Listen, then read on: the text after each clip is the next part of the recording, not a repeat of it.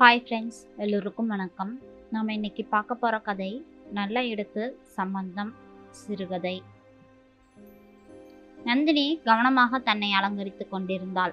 Violet நிற chiffon புடவை, அதில் சின்ன சின்ன வெள்ளி நட்சத்திரங்கள், அதே கலர் ரவிக்கை, ஒற்றை முத்து தோடுகள், முத்து வளையல் வைத்த வளையல்கள், கழுத்தில் 3 முத்துக்கள், எல்லாம் மேட்சாக இருந்தது. ஐலைனர், ஆழ்ந்த நிற லிப்ஸ்டிக், அதே நிற பொட்டு என திருப்திகரமாக மேக்கப் பண்ணி கொண்டிருந்தாள். கடைசியாக தன்னை ஒரு முறை கண்ணாடியில் பார்த்து கொண்டு ட்ரெஸ்ஸிங் டேபிளை விட்டு எழுவதற்கும் அவளின் அம்மா மரகதம் உள்ளே வருவதற்கும் சரியாக இருந்தது. நந்து, இன்னைக்கு அம்மா சொன்ன மெட்ராஸ் பையன் உன்னை பார்க்க வருவதாக அப்பா ஃபோன் பண்ணி இருக்கிறார். சாயந்தரம் கொஞ்சம் சீக்கிரமாக வந்துவிடு என சொல்லியபடியே மகளின் அழகை பார்த்து பெருமூச்சு விட்டாள். என சுவாரஸ்யமாக முணங்கிக் கொண்டே வெளியேறினாள் நந்து. வராண்டாவில் நின்ற தன்னுடைய டிவிஎஸ் 50ஐ ஸ்டார்ட் பண்ணி தள்ளி ஏறி அமர்ந்து நடந்தாள். அவள் அலுவலகம் போவதற்குள் அவளை பற்றிய சின்ன அறிமுகம். மரகதம் சந்திரசேகரின் ஒரே சீமந்த புத்திரிதான் இந்த நந்தினி. தந்தை பேங்க் மேனேஜராக இருந்து சமீபத்தில் தான் ரிட்டையர்ட் ஆனார். சொந்த தம்பியிடமே சில பல நலங்களை குத்தகைக்கு விட்டிருக்கிறார். இதை தவிர டவுனில் அவர்கள் தற்பொழுது குடியிருக்கும் 2 கிரவுண்டில் வீடும் சொந்தமானதுதான். நந்தினியை ஒரு டிகிரி ஹோல்டர் ஆக்கியிருந்தார். சந்திரசேகர் தன்னுடைய சிபாரிசால் அந்த பொம்மை கம்பெனியில் எக்ஸிக்யூட்டிவ் போஸ்டிங் வாங்கி தந்திருக்கிறார். திருமணம் வரை வேலை பார்க்கும்படியும் சொல்லிவிட்டார். வண்டியை நிறுத்திவிட்டு அலுவலகத்திற்குள் உள்ளே சென்றாள். அலுவலக தோழிகள் நந்தினியை சூழ்ந்து கொண்டனர். Nandini, you are looking smart என்றாள் வசந்தி. ஓ லவ்லி என்றாள் பூமா. நந்தினி ஒவ்வொரு நாளும் செய்து வரும் அலங்காரத்தை பார்த்து இப்படி வாய் பிளப்பார்கள் தோழிகள். இது வாடிக்கையான விஷயம்தான். எல்லாருடைய ரசிப்புகளையும் ஒரு மெல்லிய சிரிப்பு மூலம் அங்கீகரித்து கொண்டு ரூமுக்குள் போனாள் நந்தினி. அலுவலகத்தினுள் நுழைந்ததும் தன்னுடைய வேலைகளில் மூழ்கியதால் அம்மா சொன்னது ஞாபகமே இல்லை. ஃபைல்களை சரிபார்த்து முடித்துவிட்டு மணியை பார்த்த பொழுது திடுக்கென்றது அவளுக்கு. அம்மா 1 மணி நேரம் முன்னதாக வர சொன்னாலே நாம் 1 மணி நேரம் தாமதமாகத்தான் போக போகிறோம் என்று. அப்பா முறைப்பார், அம்மா திட்டுவார், எல்லாத்தையும் சமாளித்து தான் ஆக வேண்டும். அந்த மெட்ராஸ் பையன் வந்து காத்திருப்பாரோ? காத்திருக்கட்டுமே, அவளுக்கு தெரியாதா என்ன? ஒரு அலுவலகத்தில் பொறுப்பான பதவியில் இருந்தால் என்னென்ன வேலைகள் இருக்கும் என்று அவர் தெரியாமலா இருப்பார்? அவளுக்குத்தானே சமாதானம் சொல்லிக்கொண்டு கிளம்பினாள். அவள் எதிர்பார்த்தபடியே உள்ளே நுழைந்ததும் எதிர்பட்ட அப்பா அவளை முறைத்து பார்த்து மெல்ல சொன்னார், அவர்கள் வந்து காத்திருக்கிறார்கள், முன்னாடி வரக்கூடாதா? முக்கியமான ஃபைல்களை அனுப்ப வேண்டியிருந்தது.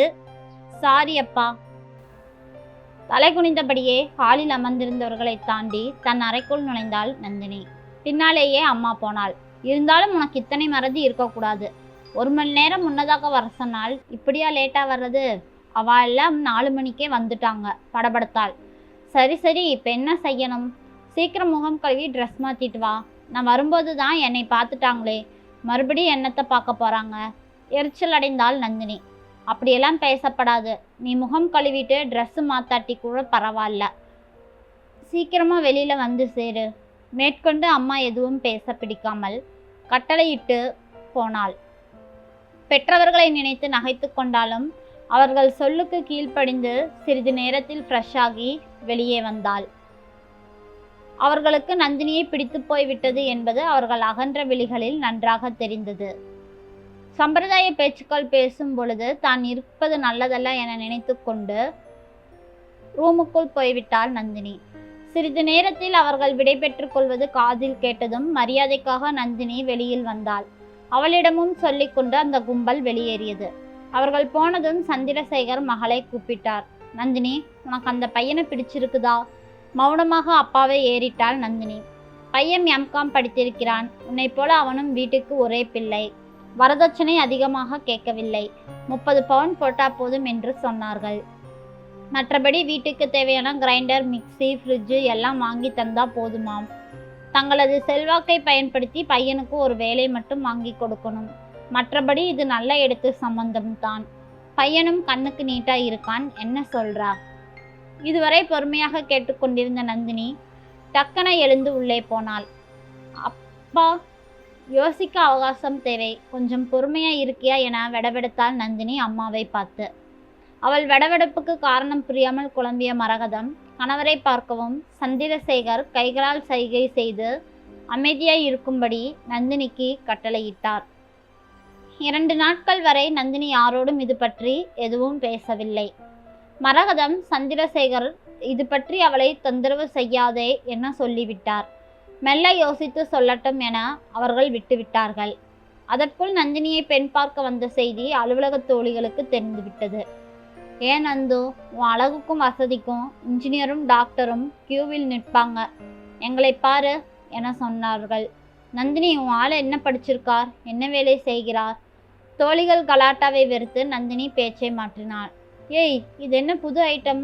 நந்தினி கையில் எடுத்து கேட்டாள் அந்த சிப்ஸை. அதைத்தான் நானும் இதுவரை கேள்விப்பட்டதே இல்லை. இது பரங்கி பிஞ்சு மாதிரி இருக்கு என பூமா சொல்ல, இன்னைக்கு லஞ்ச் பிரமாதம் டி, அந்த ஆளை பார்த்தா நம்ம பாராட்டை தெரிவிச்சிடணும் என்றாள் சௌமியா. எக்ஸ்கியூஸ் மீ என்ற குரலை கேட்டு நிமிர்ந்தார்கள். லஞ்ச் எல்லாம் நேரப்படி வருதா? ஏதாவது குறைகள் இருந்தால் சொல்லுங்க, நாங்கள் திருத்திக்கிறோம் என்று பணிவோடு சொன்னான் வாஞ்சிநாதன். ஏன் சார், இன்னைக்கு ஐட்டத்தில் அந்த சிப்ஸ் எந்த காயில் செஞ்சீங்க? பூமா கேட்டாள். பரங்கி பிஞ்சு. ஓ, வெரி நைஸ், நாங்கள் இது மாதிரி கேள்விப்பட்டதே இல்லை, சாப்பிட்டதும் இல்லை. ரொம்ப பிரமாதம் என்றாள் சௌமியா. தேங்க்ஸ் என்றான் வாஞ்சிநாதன். உங்களை ரொம்ப நாளாக ஒன்று கேட்கணும்னு ஆசை, கேட்கலாமா? கோவிச்சுக்க மாட்டீங்களே என வசந்தி கேட்டாள். சும்மா கேளுங்க. நீங்கள் எது வரைக்கும் படிச்சிருக்கீங்க?